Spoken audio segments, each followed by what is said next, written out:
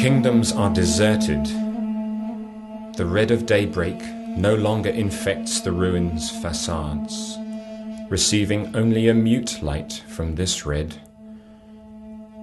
We fly over history with red wings.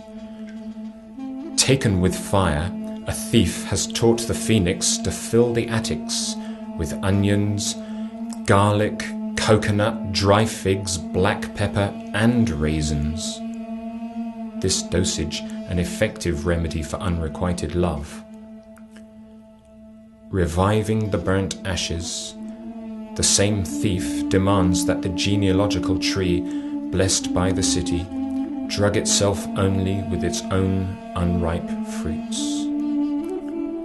Who dares hope for the withering of this tree? Who dares refute the crime of its secular age?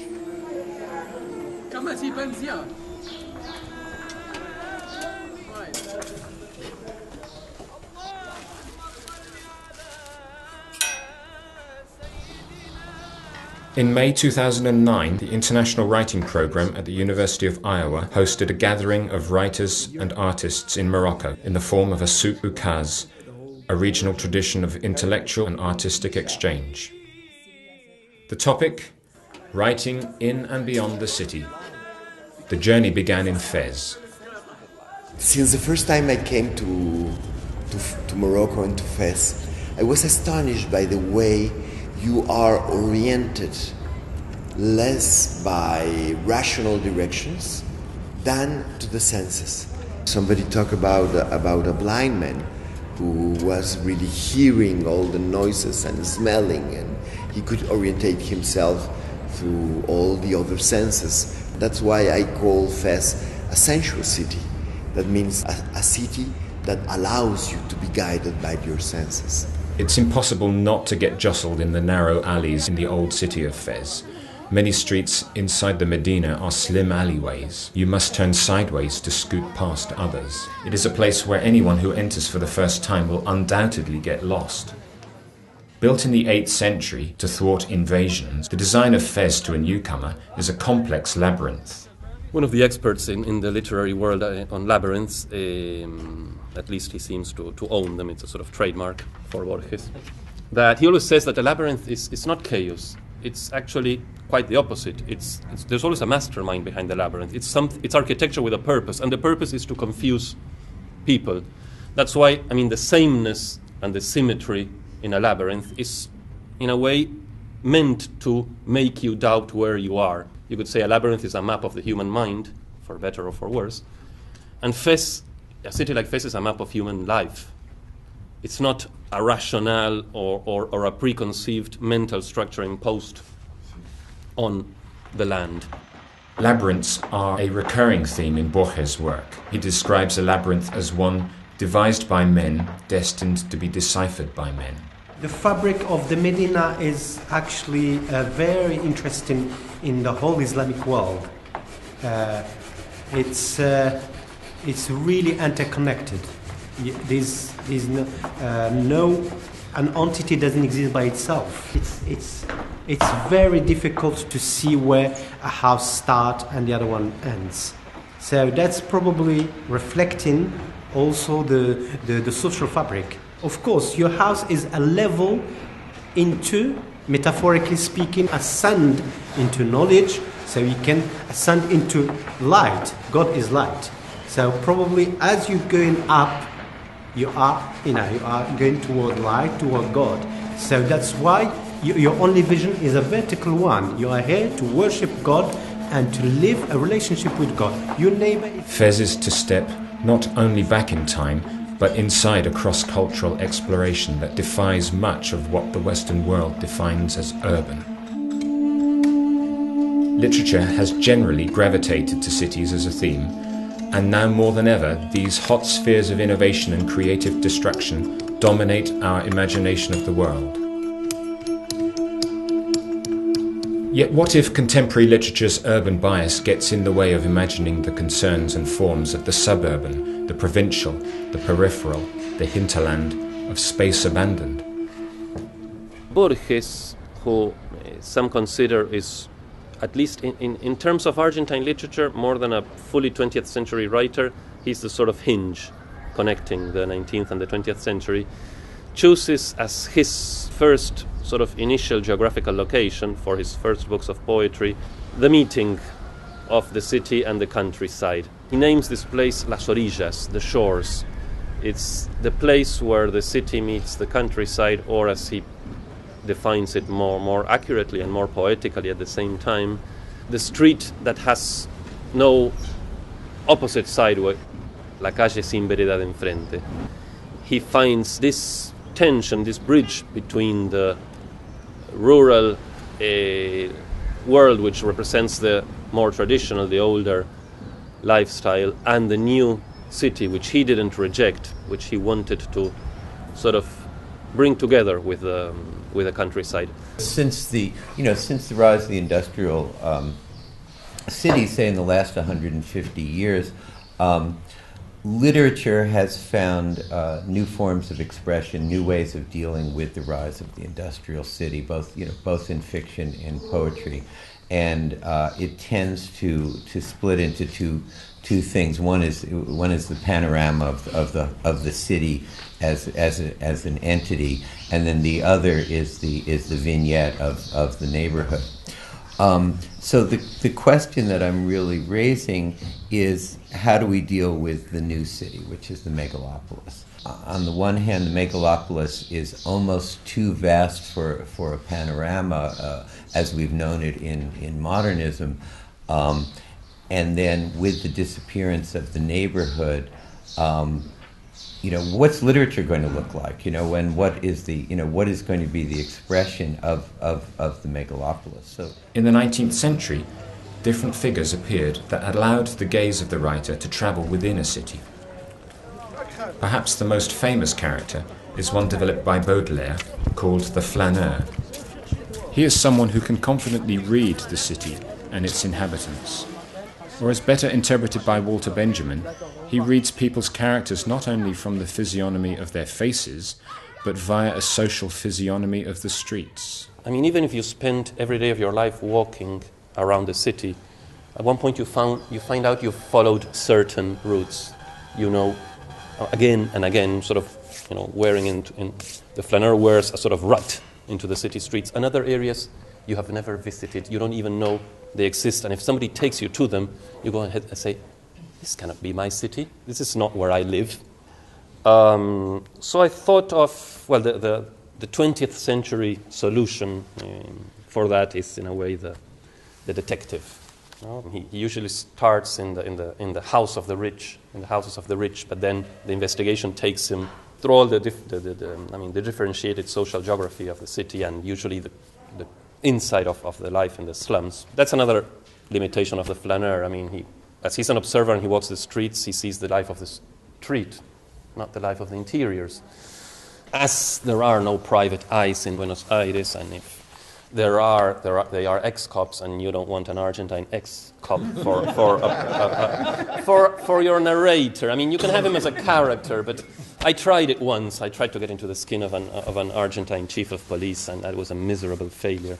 But it was a emotional one. I hated the guy. I mean, I hated his guts, and I couldn't be in his guts. So I stepped out. Some of the relevant factors in the modernist anatomy of the city may impinge on the detective in his or her search to make sense of the modern city.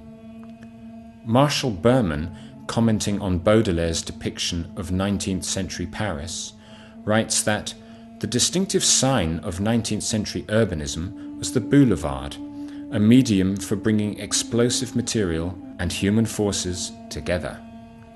The hallmark of 20th century urbanism has been the highway, a means of putting them asunder. The extreme case of that is Los Angeles. I mean, because Los Angeles is a city that exists almost entirely in movies, and also, in fact, if you go as an outsider to Los Angeles, you have no sense of the city at all. I mean, your image of the city, everything you know about Los Angeles comes from the movies, and even when you go there, you still don't know anything about Los Angeles. Kyle, in her review of this movie, she said that people sort of cheered and clapped because who would care if Los Angeles is destroyed? I mean, it never really existed. When I was in Iowa City, I was telling people a lot about where I come from and explaining what it actually is, this strange, obscure place of Bratislava. And just 1 year later, I was receiving all these funny emails because there was an American movie, a B-movie called Hostel, where 3 young Americans have about $15 in their pockets, and they travel to Eastern Europe and they come to Bratislava, where they can live for weeks with $15, like hedonistic lives. And basically, it's been produced by Quentin Tarantino, and I love the tagline of the movie, which is "Welcome to your worst nightmare." And basically, they describe the Slovaks as every Slovak is a mass murderer and every Slovak woman is a prostitute. The Slovak Republic really sent a diplomatic note to Hollywood and asked for apology from Quentin Tarantino for presenting our country in this way. Of course, the movie was absolutely not shot in Bratislava, but in Český Krumlov, which is 300 miles away, but who cares? This question of pop representations of certain cities, which usually are associated with the cinema, and I think we have ignored or even repressed the question of the city represented in the cinema, as if only writers, novelists and poets are the ones representing them. Perhaps because we all feel that the power of cinematographical representation is so much greater. You know, we all, for a great part of the world, Mexico City is Amores Perros, or Mumbai is Slumdog Millionaire. Well, in our writing as writers, rather than just feel that the one strategy is to combat this or to combat the stereotyping with the truth, sometimes it's to take it up. I mean, I attempted something along these lines, not so much having to do with the cinema, but when thinking about representing the shanty, and I saw that previous attempts in Argentine literature were, again, in this case, to give the truth as against bourgeois stereotypes about what happened in the shanties. And I said, no, I'll do the opposite. I'll take the bourgeois stereotypes, exaggerate them, take them to the point of absurdity, and maybe in that way, well, try to not represent directly, but to suggest the reality of those places, a sort of negative of these stereotypes. And I think if you don't address the stereotypes as produced by popular culture, cinema mainly, you don't purge them. Stop judgment and trying to hear the phenomena that are talking to you when you get into the city. The city asks you to fragment your experiences and try to exorcise the danger of producing or only seeing stereotypes. Looking at it from the literary perspective, we also experience something what I would call tribalization of culture, which separates into different languages, national identities, strengthening, this narrow understanding of diversity, which focus very much on difference or on separateness of languages and so on, but losing universal level, losing something what helps people to coexist, to live together, to name the space as a whole, to embrace city, which is multicultural, as a whole. There is a temptation for many writers, represented by this ominous word totality, actually trying to represent the totality through addition. And in that case, I think there is a danger of a certain banality, because some areas you know well, you are perhaps born in them, you grew up in them. Some areas you moved into or you made yours, but others will be forever alien to your, not only to your actual experience, but sometimes to your imaginative experience, because literature is not so necessarily about lived experience. The other way, the one I favor, is through this figure you call synecdoche, representing, let's say, the whole through the part that suggests the whole, or allows one to imagine it. The big difference is that you don't need to force yourself into representing areas, zones, places, people you have no feeling for. I mean, when you are in your city and you say, this is not my city, I don't know where I am, that feeling can also be a source of powerful writing. Maybe you can create the void which the reader can fill in with his imagination of the city. But there is no language of agora. There is no language of living together. Even in my small town, there are different stories of the city: Lithuanian, Polish, Jewish, Russian, in each language, and there is no common story for the city. So for my work, it's of incredible importance to recreate or reinvent a common story for the city. A story which, somehow embrace all the borders inside, all the cultures, religions into one novel, and to be acceptable and readable for all citizens of the city as our. And I think it's a very interesting challenge for literature today. Today we are coming back to re-evaluating, not re-evaluating, in other words questioning, but rather giving more value to the spiritual in our world, because I think we have gone through the road of modernity, modernization, etc., etc. I think we have reached now the limit, and there is the way back. We just started the way back, and I think this economic crisis is probably the beginning of a return to something that probably would be the spiritual.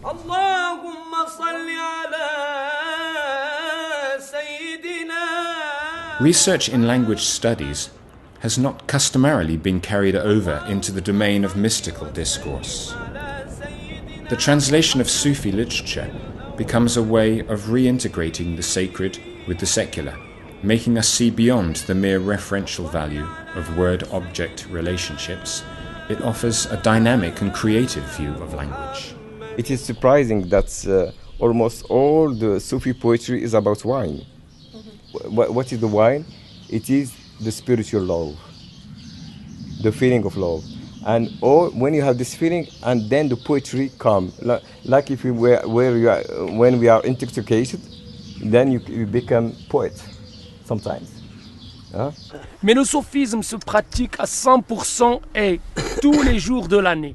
Et alors, aucune personne aujourd'hui sur la planète ne peut pratiquer le sophisme 100% et tous les jours de l'année. C'est difficile. C'est tellement difficile. On ne peut pas être, comme on dit, Jean du four et Jean du moulin. On ne peut pas être à la fois, dire chaud et froid, non. Jamais. Ou chaud ou froid, ça y est. I think if there is a principle really that we could advance as the organizing principle of everything that we have seen and lived through this experience, is the sacred principle.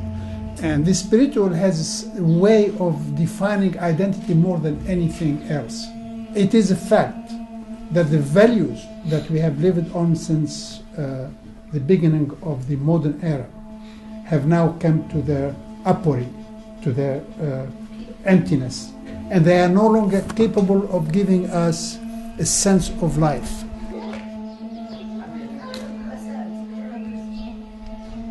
ملي جوزته 12 عام وانا معه لو مانيش شوكت معه او حديثه هدي 7 سنين ولا قد مريض وجاته في العمر والراجل عنده 110 وتوفى مشى عند الله مشى عنده خلى لي 8 ديال الدراري وكف بلا كراع بلا حتى شي حاجه ولحقناها كناكلها بجد الله انا وصابري مضاعفه ومساكن حنا ضعفاء ومساكن وعايشين بالله وقانعين كيفاش كتر الله بجهد الله بجهد الله.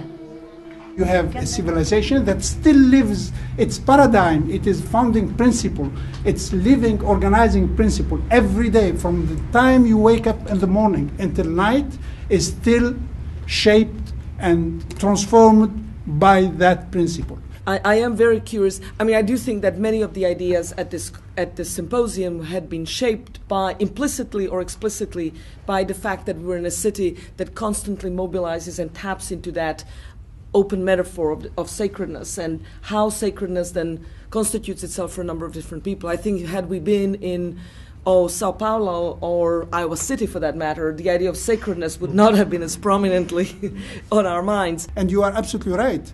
If you apply this to, Sao Paulo or to Jakarta, well, probably not to Jakarta because there is a little bit of sacredness there. Well, then we are faced with an apory that is very difficult to understand in our modernist terms, because we believe that things are based on efficiency, based on cost benefit, and so on and so on. And that does not get into the picture of the sacred. In my opinion, it's the problem of lack of money here. And the people here are suffer from their conditions of life. They are poor and they don't have a good opportunities of work. I studied English literature and American civilization. But work, I don't work now. I don't have a work. Some of us were also singing hymns to the beauty of downward mobility, and I sort of go easy on that. I mean, we in Buenos Aires, we have PhDs driving taxis or working at call centers, and it's not that they've found themselves in some other sphere of life, but just that they couldn't get any other job. So once again, I think that we should be careful, and in that I agree with. I mean, a part of what Mustafa said. I don't believe that what you see here you don't see anywhere else in the world. You see it in India, you see it in parts of Latin America. There are many examples. I mean, maybe you want to make a point against the first world against the third world, but not Islam against the rest of the world. No, I said West. The West. I did not say. I said West. But I agree that sometimes before interpreting, we need some facts. I feel uncomfortable with all this idea of Western and Eastern civilizations. I really cannot understand why people hold to it, especially people from this part of the world, because it was a notion invented by the foreign British State Department to describe some part of their dominion. Culture always works in many layers. The nature of language in poetry and in literature is often not to work in one and only sense. There is no one sacred. There is not one good poetry. Generalizations in writing and speaking, they're not just not that interesting, they're also quite dangerous. And what I'll work at more kind of is just this idea that, driving towards the deeper subject, the poem ought to always be going as intricately into the interior as possible until it can go no further. So to hear, the large statements, Mustafa, that you make about that the sacred here lifts everyone up, we can't know that at all. And the most that we could see was the intricacy of the interior life of the architecture. But the interior life of the people, we don't know. We can't know that at all. And the large generalizations to me are exactly what hurt. They hurt poetry. They hurt the novel. They hurt the essay. At least I know the general picture. Then I go to the particulars. But if I do not have a sense of what a civilization or a culture represents, then I'm off track completely. It's a methodology. It's just a difference of methodology. I don't agree. But that's going to bring a different novel than some other kind of novel that begins differently. That's all. One of the things that was striking to me is how far we traveled in time, and what is the writer's what are the writer's options in accommodating such vast spans of time that we've experienced. The further we went out of Fez, the further back in time we went to the place where people were literally living in caves. How does a cave dweller transform our sense of the human condition? What does that create in a writer's imagination and in the sense of representation of the city? I just want to say that I think this whole cave thing is exaggerated because, after all, her house wasn't worse than a trailer park in America. I mean, it's not, you know what? And I've been in cave dwellers like in Cappadocia. Cooler though. It was cooler. I mean, I've been in cave dwellers in houses in Cappadocia that were actually a little nicer. I mean, that were, you know, better furnished, but they were also in caves, you know. But so it seems like that's kind of an exaggeration, that this is the man at his most primitive living in a cave. Well, you know, I think trailer park is probably a lot worse, you know. At the same time, I mean, you know, going back to Fez, somebody felt like it was back to 8th century. But if you see the city from the top of the hotel, you see all those dishes. And like, that's like more dishes than Capita in New York, for instance. And you know, so there are layers of time, and our eyes choose to see, you know, what we're seeing. And I think that as a traveler, we tend to see the archaic better than other aspects of life. You have the experience, you cross time, you refer to somebody else, and then you come back to yourself, and every one of us has its own system of metaphors. The labyrinth. Okay, that has to do, in my opinion, and according to my system of metaphors, for example, with the ear, the labyrinth of the ear. When we had lunch in that place in Fez, oh, it was so beautiful, and then I heard the muezzins from the mosque all around. I mean, and it was the voice, something which we don't have in our own cities. We don't have the voice, we have the noise. Actually, the big one. The challenge for us is think rather not about how to identify ourselves, you know, and to struggle for our different identities, but to think how to coexist simply. The problems we have in our cities, you know, in modern cities, you know, to think about Fez in symbolic terms, of course, not as a coming to the past, coming to the history, coming to something what belongs to tourists and guides, but something what can challenge our reality and give you some thoughts about what coexistence could be today. Set against the utopian past of the coherent and unified traditional city, the modern sprawling metropolis is larger than any book, indeed larger than the collected works of any single author. Is it in the interest of literature to attempt to reclaim or create totality so as to harmonize the dissonant forces that shape the city?